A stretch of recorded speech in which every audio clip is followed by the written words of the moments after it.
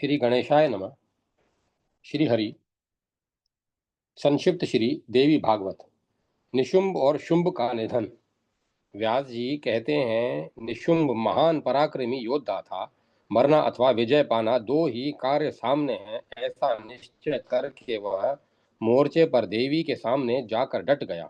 सेना को साथ लेकर वह पर्याप्त प्रयास कर रहा था। दैत्यराज शुंभ युद्ध कला का पूर्ण विद्वान था। वह भी अपनी सेना के साथ दर्शक बनकर युद्ध भूमि में आ गया। उस समय युद्ध देखने के विचार से इंद्र सहित यक्ष समूह और संपूर्ण देवता आकाश में उपस्थित थे। मेघों ने उन्हें छिपा रखा था। निशुंभ ने युद्ध स्थल में पहुंचकर अपना धनुष उठाया और भगवती जगदम्बिका के ऊपर बाण बरसाना आरंभ कर दिया। वह दानव निरंतर बाण चला रहा था। भगवती चंडिका ने उसे देखकर श्रेष्ठ धनुष हाथ में ले लिया और वे उच्च स्वर से बार बार अट्टहास करने लगी। फिर काली को संबोधित करके बोली, अरे इन दोनों की मूर्खता तो देखो। ये दोनों मौत को गले लगाने के लिए यहाँ मेरे सामने उपस्थित हुए हैं। रक्त बीज महाभयंकर दैत्य था। उसका वध देख कर भी मेरी माया से मोहित होने के कारण यह विजय की आशा करते हैं। आशा में अपार बल है, तभी तो अंगहीन, निर्बल, नीच, निष्पक्ष और अचेत मनुष्य भी उसके प्रभाव से छूट नहीं सकते। काली, शुंभ और निशुंभ ये दोनों दानव आशा की मजबूत रस्सी में बंद कर युद्ध के लिए समर भूमि में आए हैं। अब मेरे द्वारा इनकी मृत्यु अनिवार्य है। इनके जीवन की अवधि समाप्त हो चली है। प्रारब्ध की प्रेरणा से ये आ गए हैं। संपूर्ण देवताओं के सामने ही आज इन्हें मैं मार डालूंगी। व्यास जी कहते हैं, इस प्रकार कालिका से कहकर भगवती चंडी ने बाण उठाए और कानों तक खींचकर उनके द्वारा सामने खड़े हुए निशुंभ को ढक दिया। उस दैत्य ने अपने चमकीले बाणों से देवी के बाण काट डाले। फिर दोनों में परस्पर अत्यंत भयंकर युद्ध होने लगा। बलवान सिंह अयालों को झाड़ता हुआ सैनिकों को इस प्रकार पकड़ रहा था जैसे हाथी गन्ने को पकड़ रहा हो। सामने खड़े हुए दैत्यों को वह मतवाले हाथियों की भांति नखों और दांतों के प्रहार से तोड़ मरोड़ कर खा जाता था। अब जब ये सिंह द्वारा सेना चबा डाली गई, तब निशुंभ अपना सर्वोत्तम धनुष चढ़ाकर दौड़ा। उसी के साथ अन्य भी बहुत से प्रधान दैत्य रोष में आकर देवी के ऊपर टूट पड़े। क्रोधवश दांतों से उनकी जीभें कटी जाती थी, उनके नेत्र लाल हो रहे थे। उसी अवसर पर शुंभ भी सैनिकों सहित सहसा आ गया और कालिका पर वार करके भगवती जगदम्बा को पकड़ने के लिए आगे बढ़ा। उसने आकर देखा, भगवती जगदम्बा युद्ध भूमि में सामने खड़ी है। उनका कमनीय विग्रह भीषण रौद्र रस और सुंदर श्रृंगार रस से सुशोभित है। उनकी बोहें बड़ी विकट हैं। त्रिलोकी में वे अनुपम सुंदरी हैं। क्रोध के कारण उन रमणी की आंखें लाल हो रही हैं। दूर से ही देवी का ऐसा रूप देखकर शुंभ की विवाह विषय विवाह विषयक इच्छा और विजय संबंधी आशा दोनों ही शांत हो गई। मरण का निश्चय करके वह धनुष हाथ में लिए हुए खड़ा रहा। तब देवी ने मोर्चे पर उपस्थित सभी दैत्यों को सुनाते हुए हंसकर शुंभ के प्रति यह वचन कहा, अरे पामरो, यदि तुम जीने की इच्छा रखते हो तो अभी अस्त्र शस्त्र डालकर पाताल अथवा समुद्र में चले जाओ। नहीं तो युद्ध भूमि में मेरे बाणों के प्रहार से निष्प्राण होकर स्वर्ग सिधारो और निश्चिंता पूर्वक यहाँ का वहाँ का सुख भोग कर अभी आनंद का अनुभव करो। कायरता को अपनाए हुए शूरता दिखाना कदापि संभव नहीं है। मैं तुम्हें अभय दान दे रही हूँ। सभी सुख पूर्वक जा सकते हो। व्यास जी कहते हैं, देवी की बात सुनकर अभिमान में प्रमत्त रहने वाला निशुंभ तेज धार वाली तलवार तथा अष्टचंद्र नामक ढाल लेकर दौड़ा। उसकी असीम उसमें असीम बल था। उसने तुरंत तलवार से सिंह के मस्तक पर चोट पहुंचाई। पेतरे बदलते हुए भगवती जगदम्बिका पर भी वार करना आरंभ किया। तब देवी ने अपनी गदा से निशुंभ की तलवार के प्रहार को रोककर फरसे से उसके कंधे पर आघात किया। उस महाभिमानी दैत्य का कंधा तलवार से आहत हो गया। फिर भी उसने उस पीड़ा को सहकर चंडिका पर शस्त्र चलाना चालू रखा। तब देवी ने सबको भयभीत करने वाली अपनी घोर घंटा ध्वनि की। साथ ही निशुंभ का वध करने की इच्छा प्रकट करती हुई वे बारंबार मधु पीने लगी। इस प्रकार अत्यंत भयंकर देवासुर संग्राम होने लगा। सभी परस्पर दूसरे को जीतने के लिए लालायित थे।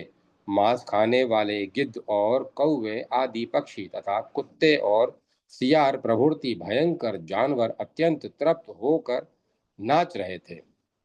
उस समय दानवों के मृत शरीरों से तथा रुधिर बहाते हुए हाथियों और घोड़ों की लाशों से पटी हुई वह युद्ध स्थली अनुपम शोभा पा रही थी। धराशायी दानवों को देखकर निशुंभ के क्रोध की सीमा नहीं रही। अपनी भयंकर गदा लेकर वह बड़ी शीघ्रता के साथ देवी पर झपटा। अभिमान में चूर रहने वाले अभिमान में चूर रहने वाले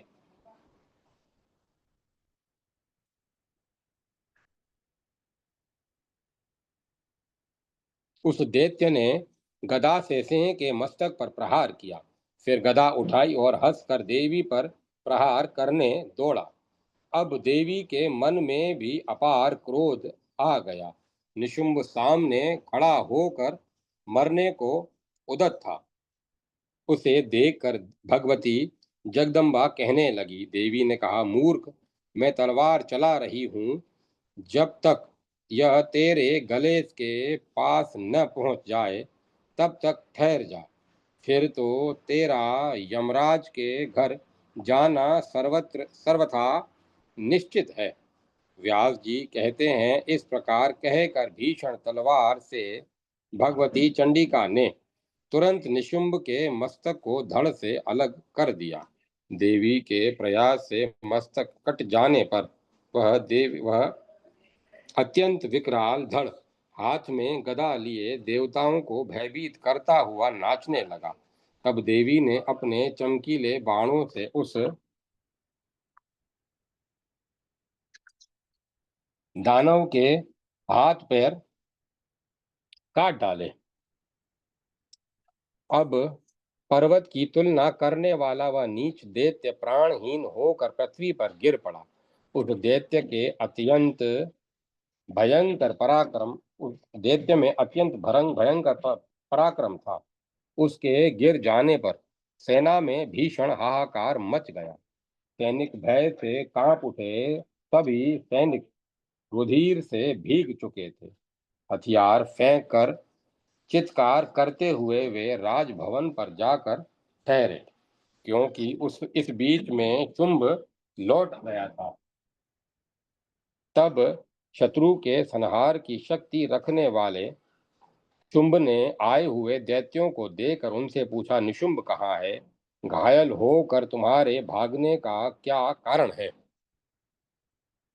शुंभ दानवों का राजा था। उसकी बात सुनकर भाग कर आए हुए दैत्य नम्रता पूर्वक कहने लगे, राजन, आपके भाई निशुंभ प्राणों से हाथ धोकर युद्ध भूमि में सो गए हैं।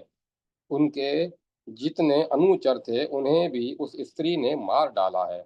वहां के ये समाचार जानने के लिए हम आपके जनाने के लिए हम आपके पास आ गए हैं। राजन, जिसने संग्राम में निशुंभ को मार डाला है, उस चंडिका के साथ अब युद्ध करने का अवसर नहीं है। देवताओं, का कार्य सिद्ध करने के उद्देश्य से ही यह कोई अद्भुत देवी प्रकट हुई है। दैत्य कुल का संहार करने पर ही इस देवी के अवतार का प्रयोजन है, यह निश्चित जान लेना चाहिए। यह साधारण स्त्री न होकर सर्वोत्कृष्ट शक्ति रखने वाली कोई महादेवी है। इसके चरित्र अनित्य हैं। देवता लोग भी कभी इसे नहीं जान सकते। कभी भांति भांति के रूप धारण करने वाली यह देवी माया के रहस्य को सम्यक प्रकार से जानती है। इसके भूषण बड़े अद्भुत हैं। यह हाथ में संपूर्ण आयुध लिए हुए है। गूढ़ चरित्र वाले इस देवी को जानना असाधारण बात नहीं है। जान पड़ता है मानो दूसरी काल रात्रि ही हो। सबके गुप्त रहस्य को जानने वाली यह पूर्णतामयी देवी संपूर्ण शुभ लक्षणों से संपन्न है। देवता आकाश में रहकर निर्भीकता पूर्वक उसकी स्तुति कर रहे हैं।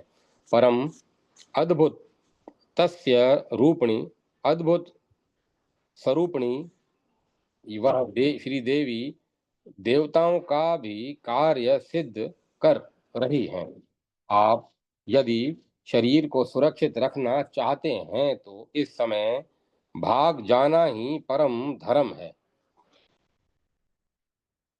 इस समय हम सुरक्षित रह गए तो अत्यंत आनंद मानना चाहिए।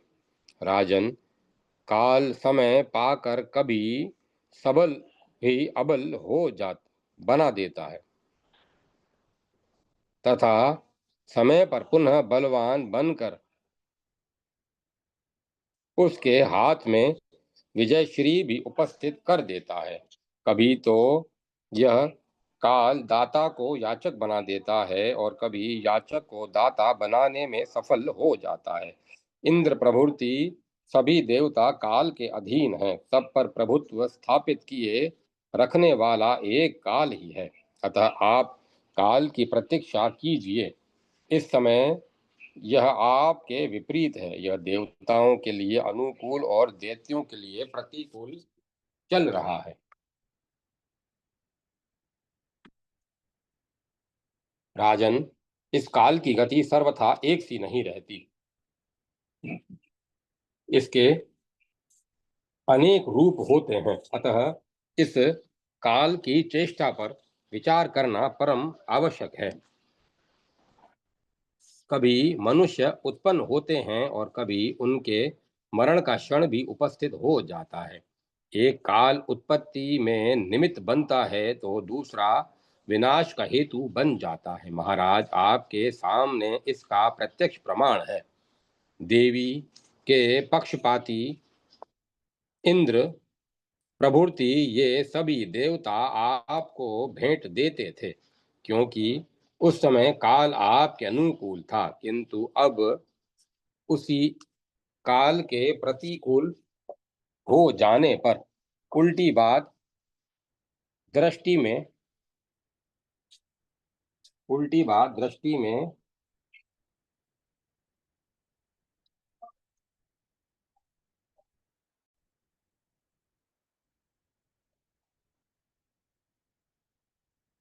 आ रही है। शूरवीर दैत्य निर्बल होकर मरे जा रहे हैं।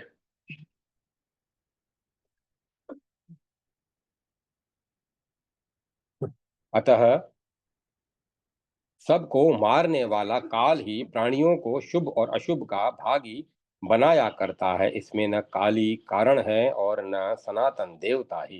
राजन, अब आपको जो उचित जान पड़े विचार कर वही करें।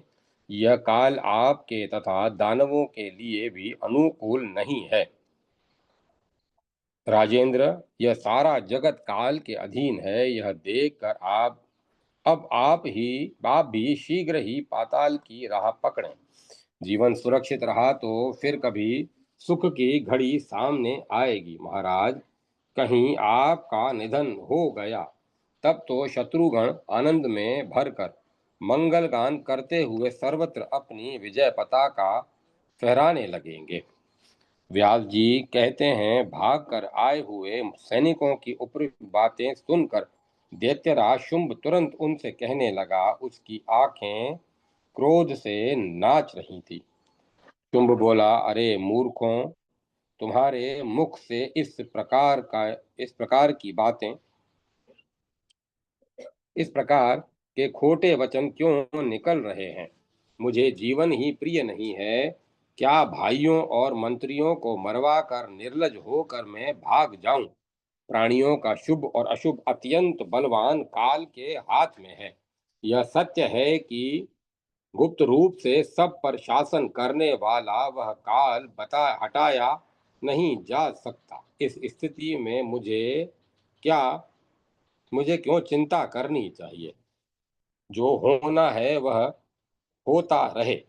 काल जो कर रहा है वह करता रहे। जीवन और मरण की उलझन में पड़कर मेरा मन कभी चिंतित नहीं हो सकता। जो संपूर्ण देवताओं को जीतने वाला था, वह निशुंभ इस स्त्री के हाथ मर मिटा।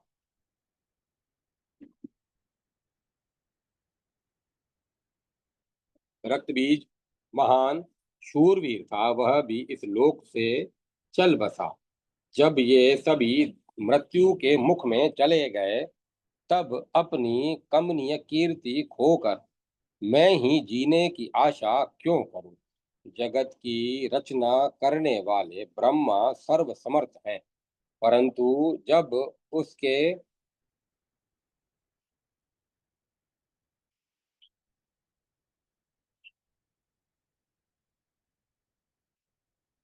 परंतु जब उनके दोनों परार्ध समाप्त हो जाते हैं, तब स्वयं वे भी यह शरीर छोड़ देते हैं। ब्रह्मा के एक दिन में 1000 चतुर्युग समाप्त हो जाते हैं। इतने में 14 इंद्र शासन करके स्वर्ग से चले जाते हैं। मूर्खों, देव की बनाई हुई यह मृत्यु एक पग भी इधर उधर नहीं हो सकती। फिर इस विषय में क्या चिंता है? सूर्य, चंद्रमा, पृथ्वी, पहाड़, सब की मृत्यु निश्चित है। जन्म लेने वाले की मृत्यु और मरने वाले का जन्म बिल्कुल निश्चित है।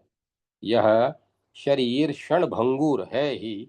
इसे पाकर अपने स्थिर सुयश की रक्षा करनी चाहिए।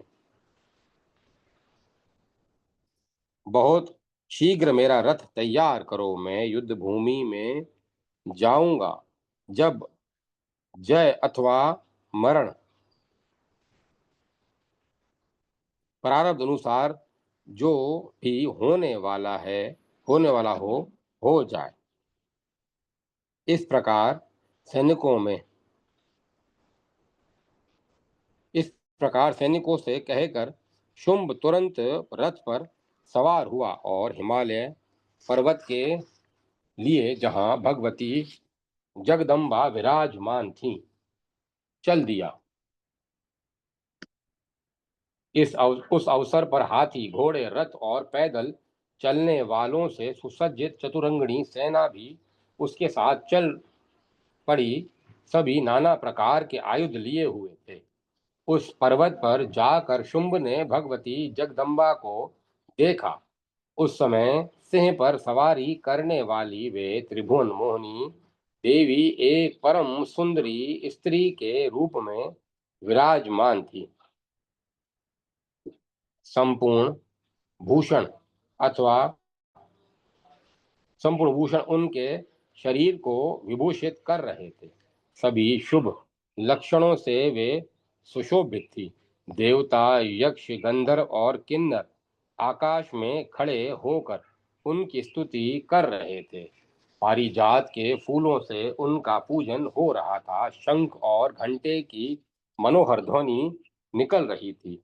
देवी को देखकर शुंभ मोहित हो गया। मन ही मन वह सोचने लगा, अहो, इसका रूप कैसा सुंदर है! अरे, इसमें कैसी अद्भुत चातुरी है! सुकुमारता और धीरता, ये दोनों धर्म परस्पर विरोधी होने पर भी इसमें एक साथ विद्यमान है। अत्यंत पतले शरीर वाली यह सुकुमारी बड़ी बड़ी अभी अभी अपने तरुण अवस्था पर पहुंची है, परंतु इस स्त्री का मन काम भाव से बिल्कुल शून्य है। यह एक विलक्षण बात दृष्टिगोचर हो रही है। रूप में यह रति की तुलना करने वाली है। सभी शुभ लक्षणों से यह संपन्न है। क्या यह साक्षात अंबिका ही तो नहीं है, जिसके द्वारा संपूर्ण महाबली दानव मारे जा रहे हैं? इस अवसर पर मुझे कौन सा उपाय करना चाहिए जिससे यह मेरे वश में हो जाए? इस मरलाक्षी को वश करने के उपयुक्त उपयुक्त कोई भी मंत्र मेरे पास नहीं है, क्योंकि अभिमान में मत रहने वाले यह मोहिनी देवी ही सर्वमंत्रमयी है। सुंदर वर्ण वाली यह सुंदरी किस प्रकार मेरे अनुकूल हो जाए? अब मेरे लिए सम्रांगण से पृथक होकर पाताल में जाना उचित नहीं है। यदि साम दान और भेद इन उपायों से भी यह अपार शक्ति रखने वाली देवी वश में न हुई तो ऐसी कठिन परिस्थिति में मुझे क्या करना चाहिए और मैं जाऊं भी कहाँ? स्त्री के साथ मरना भी उपयुक्त नहीं है, क्योंकि इससे अपकीर्ति फैलती है।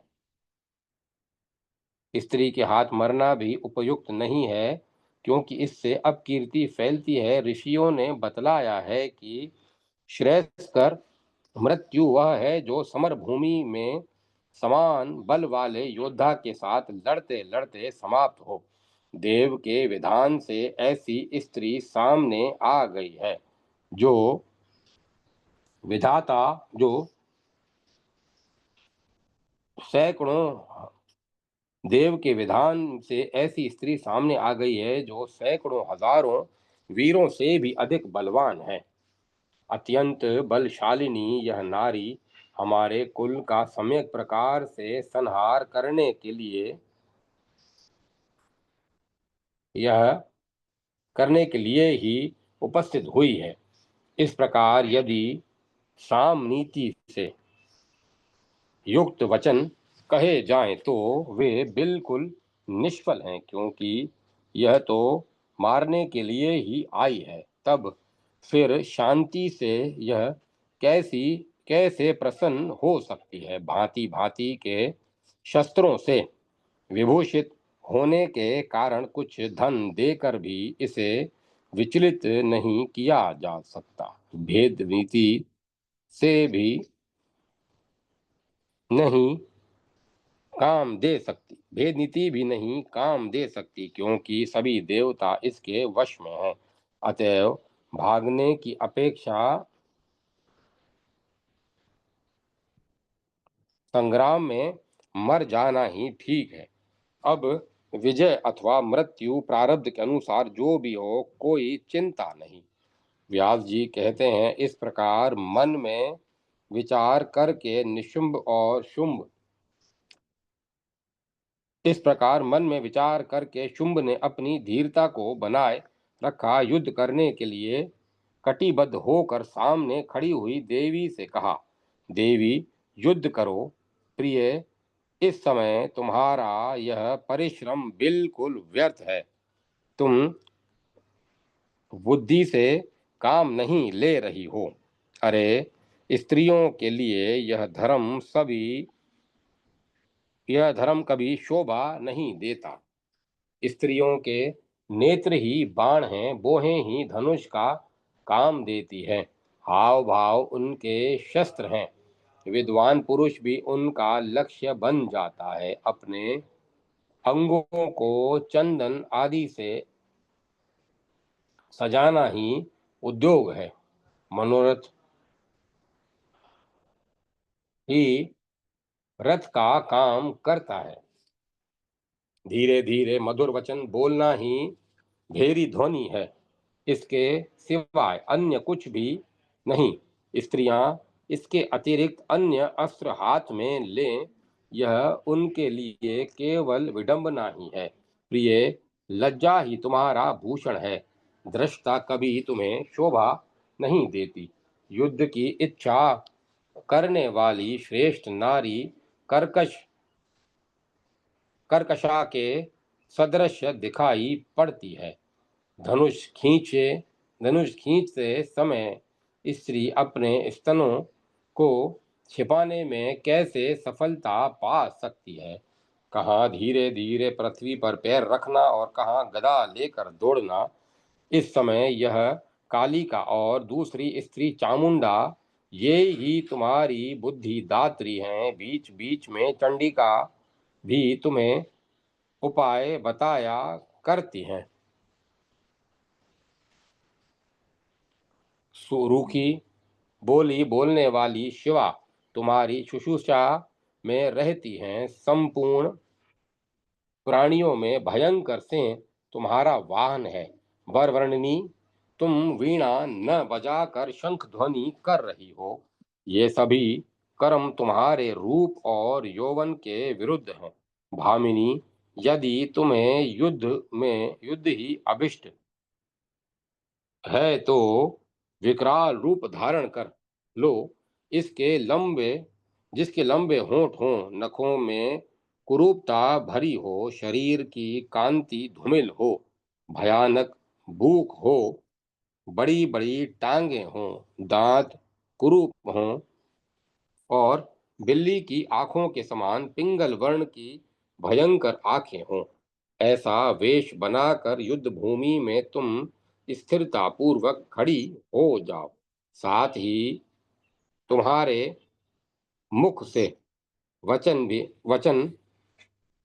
भी कठोर निकलने चाहिए, तब मैं युद्ध में तत्पर रहूंगा।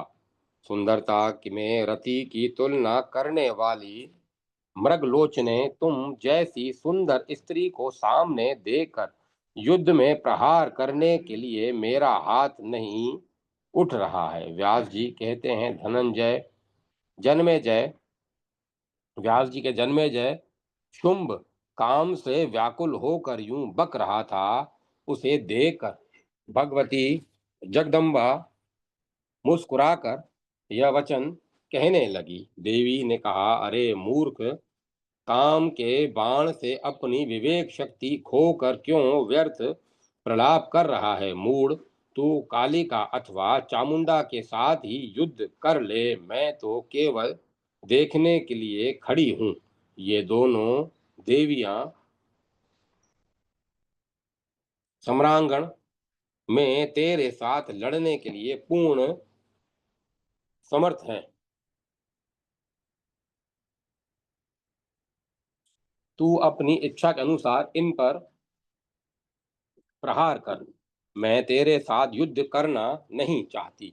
इस प्रकार कहकर भगवती जगदम्बा ने मधुर स्वर से कालिका से कहा, कालिके, तुम कुरूपा के साथ लड़ने की अभिलाषा वाले इस दैत्य को युद्ध में मार डालो। व्यास जी कहते हैं, कालिका स्वयं काल रूपणी है। काल की प्रेरणा से ही इनका इसका काल की प्रेरणा से ही उनका पधारना होता है। जगदम्बा की आज्ञा पाकर उन्होंने तुरंत गदा उठा ली और सावधान होकर वे मोर्चे पर डट गई। अब दोनों में अत्यंत भयंकर युद्ध आरंभ हो गया। संपूर्ण देवता, महात्मा और मुनि यह घटना देख रहे थे। तदंतर शुंभ ने बड़ी गदा हाथ में लेकर उससे कालिका पर प्रहार किया। तब भगवती कालिका भी दैत्यराज शुंभ पर बारंबार गदा से प्रहार करने लगी। दानव का स्वर्ण में चमकता हुआ रथ देवी की गदा से चूर चूर हो गया।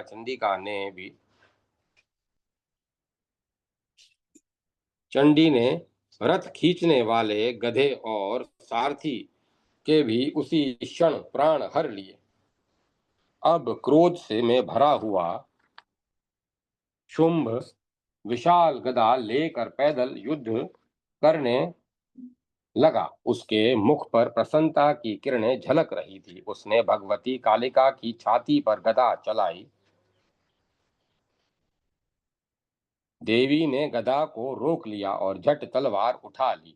उससे शुंभ की बाईं भुजा को, जो चंदन से चर्चित एवं आयुध युक्त थी, शरीर से अलग कर दिया। रथ टूट गया था। बाईं भुजा कट गई थी और रुधिर से सर्वांग भीग चुका था। इस स्थिति में भी वह दैत्य गदा हाथ में लिए आगे बढ़ा और कालिका पर प्रहार करने लगा। तब देवी ने हंसते हंसते तलवार से उसकी दाहिनी भुजा भी काट डाली। बाजूबंद और गदा से सुशोभित उस भुजा को भी शरीर से अलग हो जाना पड़ा। तब अब वह दैत्य पैरों से मारने के लिए रोष पूर्वक आगे बढ़ा। देवी ने तलवार से तुरंत उसके पैर भी काट डाले। फिर तो बिना हाथ पैर के ही उस दानव के मुख से ठहरो ठहरो की आवाज निकलने लगी। भगवती कालिका को भयभीत करते हुए वह वेग पूर्वक लुढ़क कर चला। उसे आते देखकर कालिका ने कमल की भांति शोभा पाने वाले उसके मस्तक को झट से काट दिया। कंठ से रुधिर की अजस्त्र धाराएं बहने लगी। मस्तक कट जाने पर वह शुंभ, जिसका शरीर पर्वत के समान विशाल था, जमीन पर पड़ गया। अब उसके प्राण शरीर से निकलकर तुरंत प्रयाण कर गए। उस समय शुंभ के दूत शरीर को शुंभ उस समय शुंभ के मृत शरीर को देखकर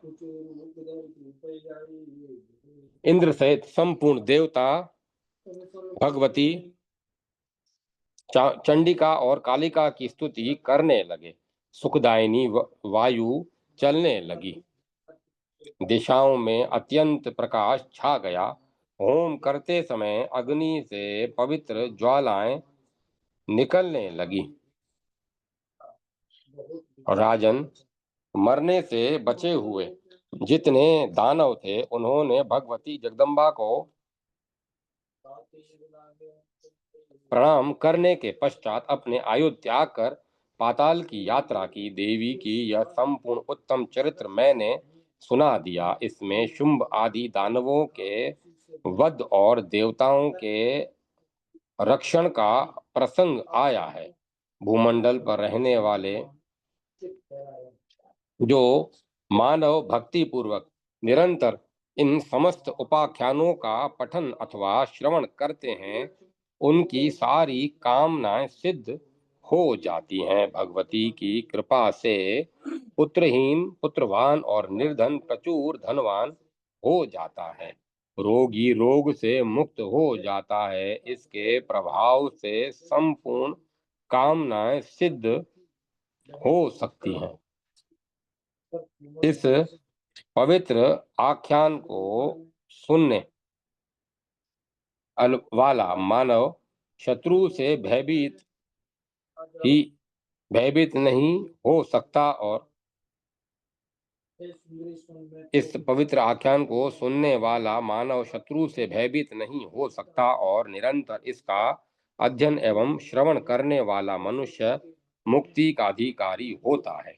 अध्याय 30 और 31 समाप्त। जय माता सरस्वती। जय मां सरस्वती। राजा सुरत और समाधि वैश्य का सुमेधा मुनि के आश्रम पर गमन और सुमेधा के द्वारा देवी महिमा का वर्णन। जन्मेजय ने पूछा, मुने, आपने भगवती जगदम्बा की महिमा का प्रसंग भली भांति वर्णन किया। कृपा निधे अब यह बताने की तीन चरित्रों का प्रयोग करके पहले किसने देवी की आराधना की थी?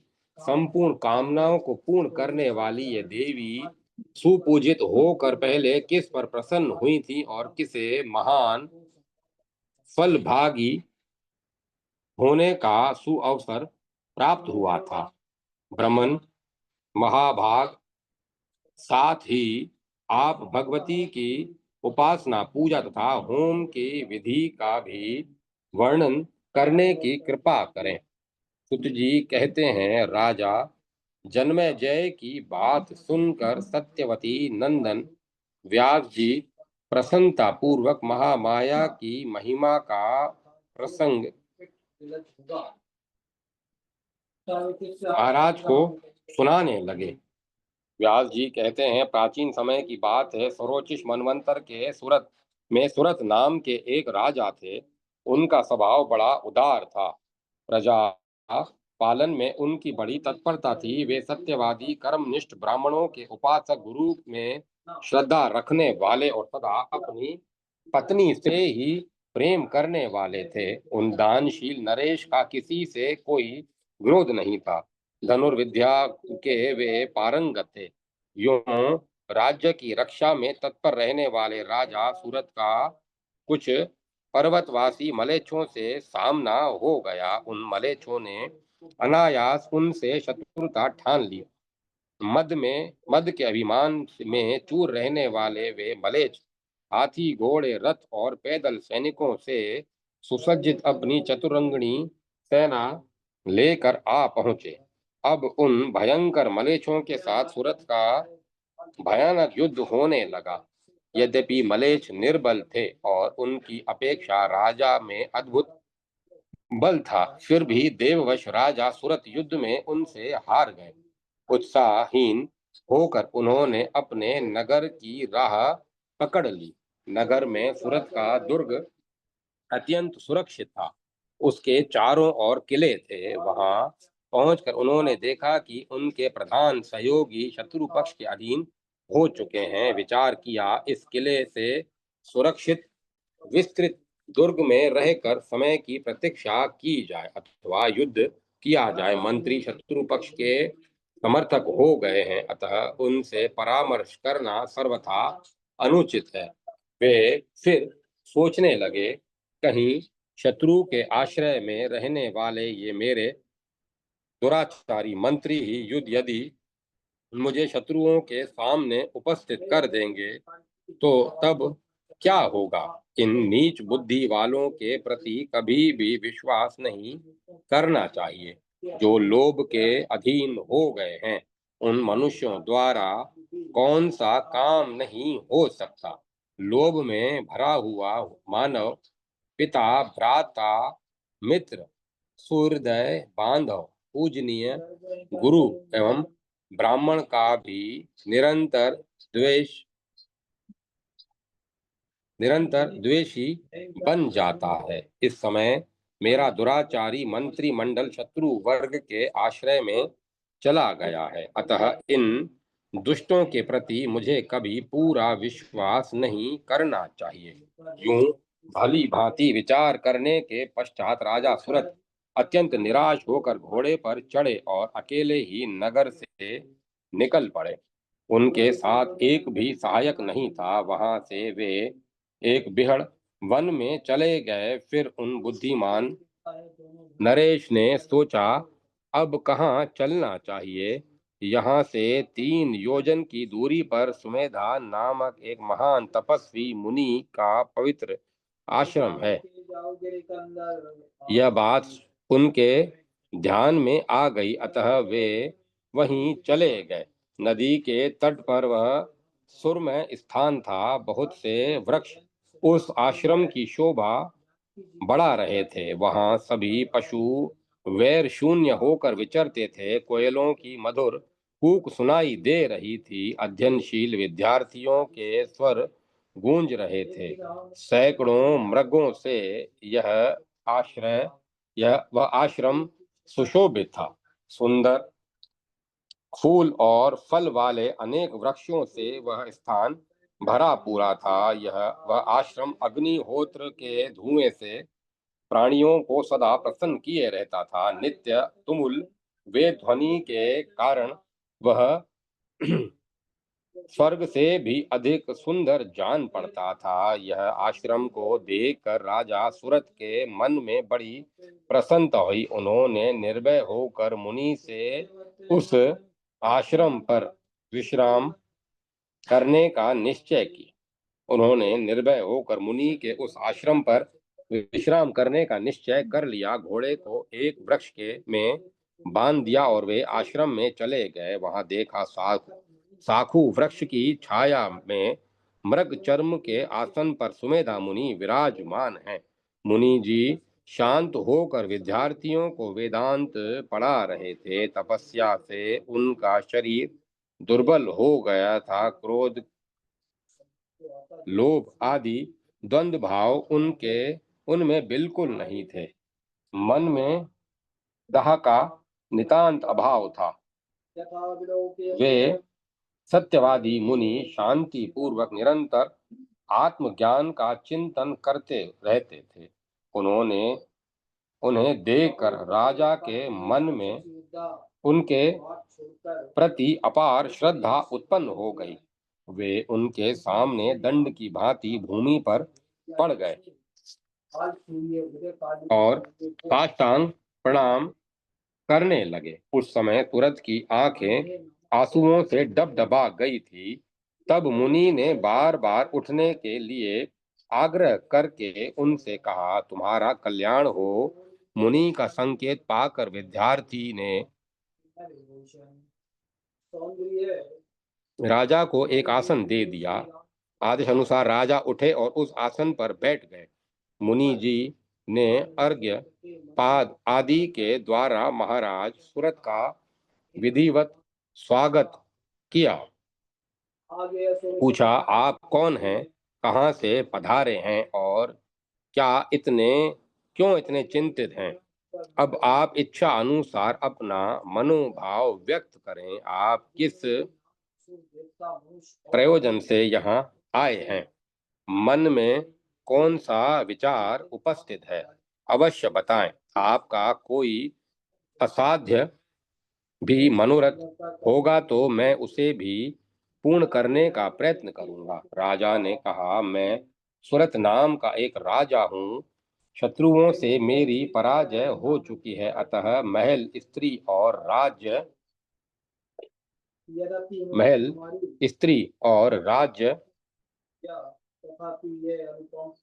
सब कुछ छोड़कर मैं अकेला आपकी शरण में आया हूँ। महान ब्राह्मण, अब आप जो कुछ आज्ञा दें वही श्रद्धा पूर्वक करने के लिए मैं तैयार हूँ। धरातल पर आपके अतिरिक्त दूसरा कोई भी मेरा रक्षक नहीं है। मुनिवर शरणागतों पर कृपा करना आपका स्वभाव ही है। मैं शत्रुओं से अत्यंत भयभीत होकर आपके पास आया हूँ। मुझे बचाने की कृपा करें। मुनिवर बोले, महाराज, आप निर्भीक होकर यहाँ विराजें। तपस्या का ऐसा प्रभाव है कि आपके अत्यंत पराक्रमी शत्रु भी कदापि यहाँ नहीं आ सकेंगे। राजेंद्र, यहाँ पर हिंसा करना निषिद्ध है, अतः आपको वनवासी जीवन व्यतीत करना चाहिए। तिनी के चावल, फल और मूल खाकर आप जीवन निर्वाह करें। व्यास जी कहते हैं, सुमेधा मुनि की बात सुनकर राजा सूरत के मन से भय दूर हो गया। वे फल मूल खाकर वहीं पवित्रता के साथ उसी आश्रम पर रहने लगे। बड़ी पवित्रता के साथ उसी आश्रम पर रहने लगे। एक समय की बात है, राजा उसी आश्रम में एक वृक्ष के नीचे बैठे थे। उनके मन पर चिंता की घटा घिर आई थी। चित्त घर पर चला गया। वे सोच रहे थे, निरंतर नीच कर्म करने वाले मले शत्रुओं ने मेरा राज्य हड़प लिया। वे निर्लज बड़े दुराचारी हैं। उनके व्यवहार से प्रजा को महान कष्ट होने की संभावना है। संपूर्ण हाथी और घोड़े भोजन न पाने से तथा शत्रु से सताए जाने के कारण अत्यंत दुर्बल हो गए होंगे, इसमें कोई संदेह नहीं है। जिन्हें मैं पाल पोस चुका था, वे मेरे सेवकों पर अब शत्रुओं का अधिकार हो गया। निश्चय ही वे सभी कष्ट का अनुभव करते होंगे। वे शत्रु असीम दुराचारी हैं, अपव्यय करना उनका स्वभाव ही है। यह निश्चित है कि उनके द्वारा मेरा धन जुआ जुआड़ खानों और शराब खानों में चला गया होगा। खोटी बुद्धि वाले वे शत्रु व्यसन करके मेरे सारे कोष को नष्ट कर डालेंगे। उन मलेच्छों में ऐसी योग्यता तो है नहीं कि वे सुपात्रों को दान दें। मेरे मंत्री भी वैसे ही हो गए हैं। महाराज सुरत वृक्ष के नीचे बैठकर इस प्रकार की चिंता कर ही रहे थे कि इतने में कोई एक वैश्य वहां पर आ पहुंचा। उसके मन में भी महान कलेश था। उस वैश्य पर राजा की दृष्टि पड़ी। वह पास ही बैठ गया। अब राजा सूरत उससे पूछने लगा, तुम कौन हो और वन में कहां से अकेले आ गए? महाभाग, तुम्हारी मन पर क्यों इतनी दीनता छाई हुई है? शोक से तुम्हारा शरीर दुर्बल हो गया है। तुम सच सच बताओ, 7 पग एक साथ चलने पर ही मैत्री समझ ली जाती है। व्यास जी कहते हैं, महाराज सूरत की बात सुनकर वह आदरणीय वैश्य अपना वृतांत कहने लगा। अब वह शांत चित्त होकर बैठ गया था। मुझे अच्छे महात्मा पुरुष मिल गए, यह बात उसकी समझ में आ गई थी। वैश्य ने कहा, मित्र, वैश्य जाति में मेरा जन्म हुआ है। वैश्य जाति में मेरा जन्म हुआ है।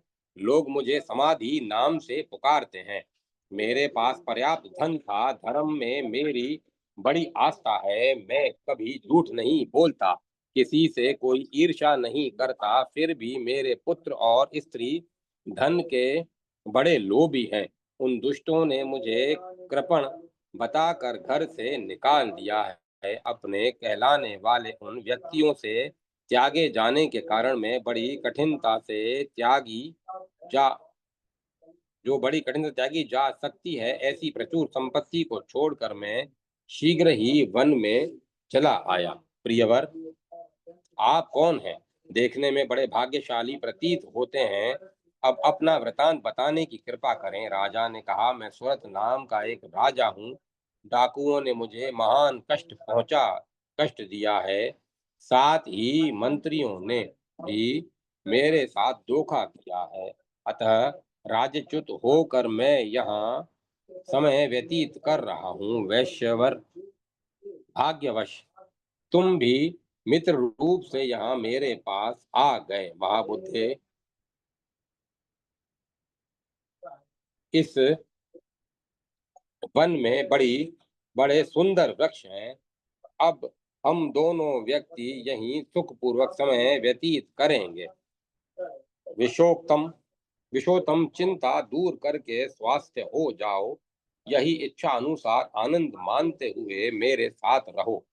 वैश्य बोला, मेरा परिवार अब असहाय हो गया है। मेरे बिना ये अत्यंत कष्ट पा रहे हैं।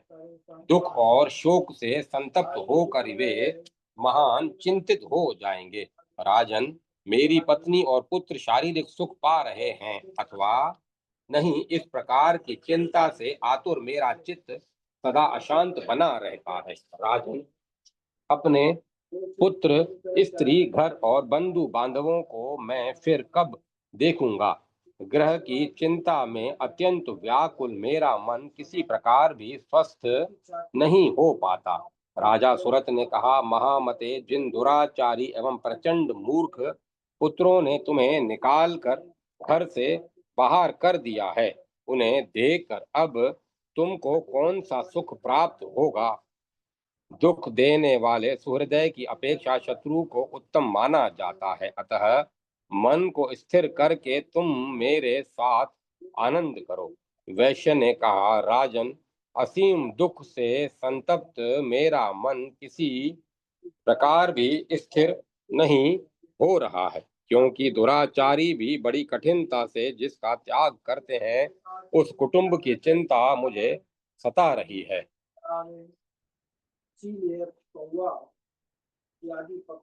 राजा ने कहा, राज्य संबंधी मानसिक दुख के कारण मैं भी दुखी हूँ। ये मुनि जी बड़े शांत स्वरूप हैं। अब हम दोनों व्यक्ति उन्हीं से इस शोक नाश की औषध पूछें। व्यास जी कहते हैं, इस प्रकार विचार करके राजा सुरत और समाधि वैश्य दोनों अत्यंत नम्र होकर शोक का कारण पूछने लगे। पूछने के लिए सुमेधा मुनि के पास गए। उस समय वे परम आदरणीय ऋषि आसन लगाकर शांत बैठे थे। राजा ने सामने जाकर मस्तक झुकाया और शांतिपूर्वक बैठकर कहना आरंभ किया। राजा सूरत ने कहा, मुनिवर, अभी इन वैश्य से वन में मेरी मित्रता हो गई है। स्त्री और पुत्रों के द्वारा ये घर से निकाल दिए गए हैं।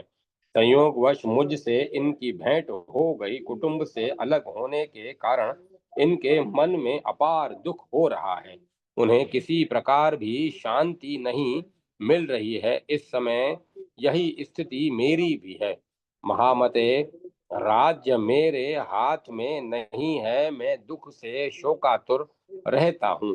व्यर्थ की चिंता मेरे हृदय से बाहर नहीं निकल पाती। सोचता रहता हूँ, अब मेरे घोड़े दुर्बल हो गए होंगे, हाथियों पर शत्रुओं का अधिकार हो गया होगा। मेरी अनुपस्थिति में सेवक गण कष्ट से समय व्यतीत करते होंगे। क्षण मात्र में शत्रुओं द्वारा मेरा सारा कोष भंडार नष्ट भ्रष्ट हो जाएगा। इस प्रकार की चिंता से चिंतित रहने के कारण मुझे रात में सुख की नींद नहीं आ रही है। मैं जानता हूँ यह संपूर्ण संसार स्वप्न की भांति मिथ्या है। प्रभो, इस विषय की पूर्ण जानकारी होने पर भी निरंतर संसार में चक्कर काटने वाला मेरा मन स्थिर नहीं हो पाता। मैं कौन, घोड़े कौन, हाथी कौन और ये बंधु बांधव कौन, पुत्र कौन और मित्र कौन, जिनका दुख मेरे हृदय को संतप्त कर रहा है। जानता हूँ यह बिल्कुल भ्रम है, फिर भी मेरे मन से संबंध रखने वाला मोह दूर नहीं हो पाता। इसमें कौन सा ऐसा कारण है कि स्वामिन, आपको सभी बातें विदित हैं। यह संपूर्ण संदेहों का निवारण करने की आप में योग्यता है। दयानिधे, अब मेरे तथा इन वैश्य के मोह का कारण बताने की आप कृपा करें। व्यास जी कहते हैं, इस प्रकार राजा सुरत के पूछने पर मुनिवर सुमेधा ने उनके प्रति शोक और मोह का विनाश करने वाले उत्तम ज्ञान का उपदेश देना आरंभ कर दिया। ऋषि बोले, राजन सुनो, मैं बंध और मोक्ष का कारण बताता हूँ। संसार के सभी प्राणियों को मोह में डालने वाली महामाया है। यह बात प्रसिद्ध है। समस्त देवता, मनुष्य, गंधर्व, नाग, राक्षस, वृक्ष, लता, पशु, मृग और पक्षी, ये सब के सब माया के अधीन हैं। उसी महामाया के प्रभाव से प्राणी मोह में जकड़ा रहता है। मानवीय सृष्टि में एक क्षत्रिय के यहाँ तुम्हारा जन्म हुआ है। तुम में रजोगुण की विशेषता मानी जाती है। बड़े बड़े ज्ञानियों के चित्त को भी ये माया सदा मोहित किए रहती है। इसके अनंतर ऋषियों ने भगवती महामाया की और भी शक्ति, महत्ता और गुणावली का वर्णन किया। राजा सुरत ने कहा, भगवान, आप अब उन भगवती महामाया का स्वरूप और उत्तम बल मुझे बताने की कृपा करें। साथ ही इनके प्राकट्य का कारण और जहाँ वे पधारती हैं उस स्थान का परिचय भी कराएं। सुमेधा ऋषि ने कहा, राजन, ये भगवती महामाया अनादि हैं, अतएव कभी भी इनकी उत्पत्ति नहीं होती। सर्वोपरि विराजमान रहने वाली ये देवी नित्य स्वरूपिणी हैं। कारणों की भी ये कारण है राजन, ये शक्तिमयी देवी सर्वात्मा रूप से संपूर्ण प्राणियों के भीतर विराजमान रहती हैं। यदि अंतःकरण से ये अपना आसन हटा लें तो प्राणी मुर्दे के समान प्रतीत होने लगता है, क्योंकि समस्त देहधारियों में जो चित्त शक्ति है वह उन्हीं का रूप है। इनके प्रकट और अंतर्ध्यान होने में देवताओं के कार्य निमित्त होते हैं। राजन, जिस समय देवता अथवा मनुष्य इनकी स्तुति करते हैं तब संपूर्ण प्राणियों का दुख दूर करने के लिए ये भगवती जगदम्बा अनेक प्रकार के रूप धारण करके भांति भांति की शक्तियों से संपन्न हो कार्य संपादन करने के विचार से स्वेच्छा पूर्वक प्रकट हो जाती हैं। भूपाल, अन्य समस्त देवताओं की भांति इन पर देव का प्रभाव नहीं पड़ सकता। ये पूर्ण स्वतंत्र हैं। पुरुषार्थ की व्यवस्था करने वाली ये देवी नित्य स्वरूपा हैं। काल का साहस नहीं कि इनके पास आ सके। यह सारा जगत दृश्य है। ब्रह्मा प्रभुति पुरुष इन इसके कर्ता न होकर केवल दर्शक हैं। उन सदात्मिका भगवती पर ही इस दृश्यात्मक जगत की रचना का भार है। मनोरंजन करने के लिए ब्रह्मांड बनाकर इसमें ये ब्रह्मा जी को पुरुष रूप से स्थापित कर देती हैं। ब्रह्मा अवधि पर्यंत रंगमंच पर रहते हैं, फिर शीघ्र संहार लीला भी संपन्न हो जाती है। इन सभी कार्यों की कर्ता धर्ता भगवती जगदम्बा ही हैं। इन्हीं की कृपा से ब्रह्मा विष्णु और शंकर को शक्तियां मिली हैं, जिन्हें सावित्री, लक्ष्मी और गिरिजा कहा जाता है। अतः ब्रह्मादि महानुभाव देव देवेश्वर की उपाधि पाने पर भी इन भगवती का प्रसन्नता पूर्वक ध्यान और पूजन किया करते हैं। सृष्टि, स्थिति और विनाश करने वाली भगवती जगदम्बा ही है। अब सब इन्हीं के अधीन है। राजन, भगवती जगदम्बा के का यह उत्तम महात्म्य मैंने अपनी बुद्धि के अनुसार तुम्हें सुना दिया। इसके चरित्र का था पाना मेरे लिए भी असंभव है। अध्याय 32-33 समाप्त। जय माता सरस्वती। जय माँ सरस्वती। ओम नमो नारायण। ओम नमो भगवते वासुदेवाय। ओम सत सत। ओम सत सत। ओम। अब कथा को विराम दिया जाता है।